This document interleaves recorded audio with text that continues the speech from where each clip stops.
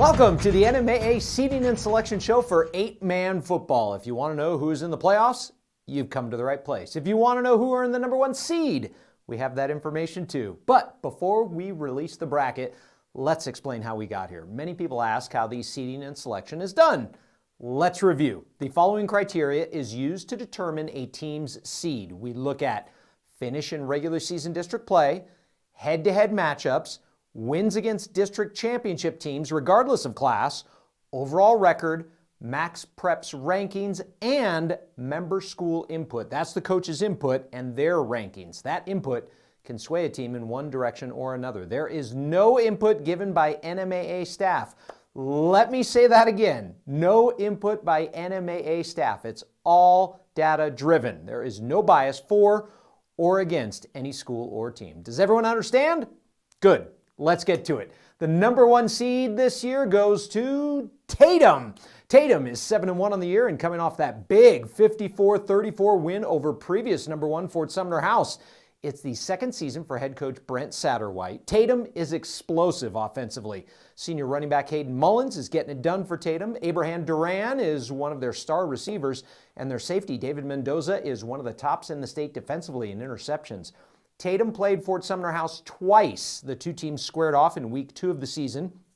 Tatum came up short in that matchup, 52-50, but that was a non-district game. Coach knows this is going to be one heck of a ride in the postseason.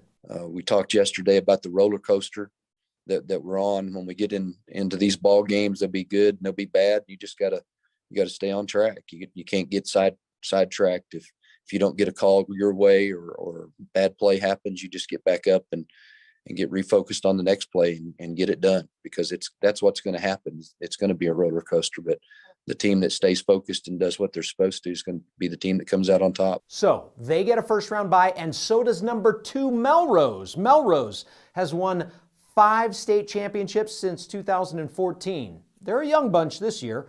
Michael Cardanita is their quarterback and defensive back. He can do it all. We've seen him score on offense and on defense.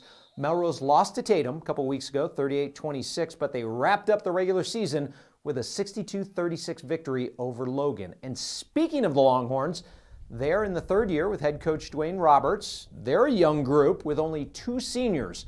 All of these teams are very familiar with each other. Logan's 3 losses are to Fort Sumner, Tatum, and Melrose. The Longhorns beat Manal and Magdalena in back-to-back weeks earlier this season. Well, you know, we've got a lot of speed. We've got one of the fastest kids in the state with the Judd boy, and we've been riding him pretty good on the offensive side of the ball. And defensively, we got Park Strong, and I'll put him up against anybody, probably in any class, really. So he's just a pretty good linebacker back there. Let's take a look at the rest of the bracket. Fort Sumner House is the 3 seed. They last won a state championship in 2017 when they won the Class 2A championship. Fort Sumner House lost to Melrose last month, 58-50, and then dropped the season finale to Tatum. Fort Sumner House will face Mesilla Valley. Mesilla Valley gets into the field as a number 6 seed. They snapped a 4-game losing streak this past week with a 57-6 win over Cloudcroft. Logan is 4. They will take on Magdalena. Magdalena is coming off a 64-14 win over Manal. The Steers started the season with 3 straight losses against Tatum, Logan, and Fort Sumner House, but have since run off 5 wins and only given up 20 total points in the process. There you have it, the seeds and matchups for 8-man football. Don't forget, you can watch the state championship games this fall on the NFHS network. So get a subscription and log on so you can watch the championship matchups.